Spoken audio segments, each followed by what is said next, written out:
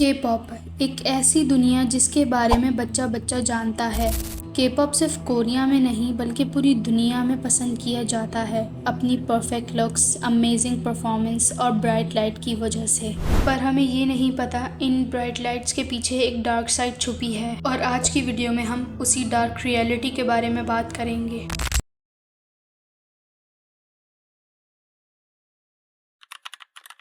के pop idol ऐसे ही idol नहीं बनते। यहाँ लड़के और लड़कियाँ सालों तक ट्रेनिंग करते हैं, डांसिंग, सिंगिंग, लैंग्वेज सब, और ना ही उनके पास कोई फ्रीडम होता है। उनसे एक कॉन्ट्रैक्ट साइन करवाया जाता है जिसे स्लेव कॉन्ट्रैक्ट कहते हैं। अब सवाल है कि ये कॉन्ट्रैक्ट आइडल्स क्यों साइन करते हैं। आइडल्स के साथ एक सीक्रेट मीटिंग की जाती है जहां उनसे कहा जाता है कि आपकी ट्रेनिंग के लिए 45 to 50 लाख रुपीस चाहिए, और अगर आपके पास नहीं है तो आप ये स्लेव कॉन्ट्रैक्ट साइन कर दो और फिर आप फ्री में ट्रेनिंग कर सकते हो। और इसी वजह से आइडल्स उस कॉन्ट्रैक्ट को साइन कर देते हैं। ये कॉन्ट्रैक्ट आर्टिस्ट के डेब्यूट के बाद 10 से 12 साल तक एक्टिव रहता है। आइडल्स को बहुत लंबी टर्म्स फॉलो करनी पड़ती हैं और सारी इनकम, बैंक बैलेंस सब कंपनी के हाथ में होता है। मतलब सालों की मेहनत के बाद भी उन्हें उनकी लाइफ पर कंट्रोल नहीं मिलता।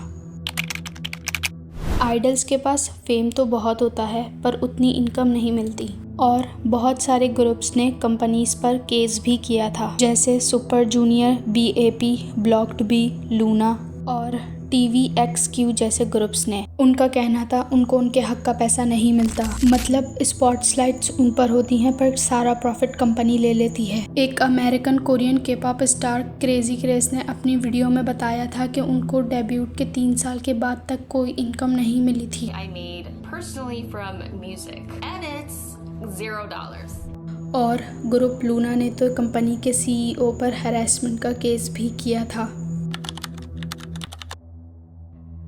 जोंग ह्यून जो 3 साल तक ट्रेनी रहे थे, 2008 में डेब्यूट किया और 2017 में साइड कर ली। और जोंग ह्यून की के पीछे एजेंसी का प्रेशर बताया गया था। और सिर्फ जोंग ह्यून के केस में नहीं बल्कि सोली और गोहारा जैसे आइडल्स के केस में भी एजेंसी प्रेशर बहुत था आइडल्स पर। और ये प्रेशर सिर्फ वर्कलोड तक लिमिटेड नहीं होता बल्कि उनसे उनकी पर्सनल लाइफ तक पूछी जाती है। उन्हें अपनी फीलिंग्स, रिलेशनशिप और इवन दोस्तों से मिलने तक के लिए रूल्स फॉलो करने पड़ते हैं। और कई आइडल्स ने बताया कि उन्हें अपनी इमेज और फैंस के रिएक्शन के हिसाब से जीना पड़ता है, और इस तरह के प्रेशर धीरे धीरे उनकी मेंटल हेल्थ पर असर करते हैं। वो एंजाइटी, स्ट्रेस और डिप्रेशन जैसे इश्यूज फेस करते हैं। और जोंग ह्यून ने अपने लास्ट लेटर में लिखा था कि उन्हें लगता है उनकी पर्सनैलिटी उनकी म्यूजिक इंडस्ट्री के हिसाब से नहीं है, और यही उनके अंदर चल रहे स्ट्रगल को दिखाता है।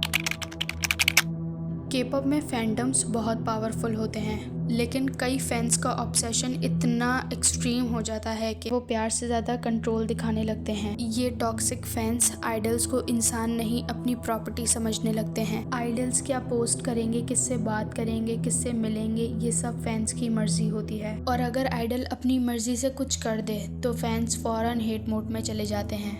ये टॉक्सिक फैंस आइडल्स की मेंटल हेल्थ को डायरेक्टली हर्ट करते हैं। आइडल्स को ब्रेक डाउन, एंग्जाइटी जैसे इश्यूज फेस करने पड़ते हैं सिर्फ अपने फैंस की वजह से, बल्कि नहीं नेगेटिव फैंस की वजह से।